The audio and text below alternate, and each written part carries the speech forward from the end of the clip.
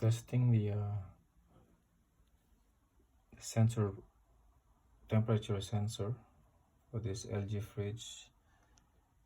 It's minus 6.8 degrees Celsius for this bag of ice, and I soaked the sensor in the center of that bag of ice, and it's reading 10.5 kilo ohms. As per the chart,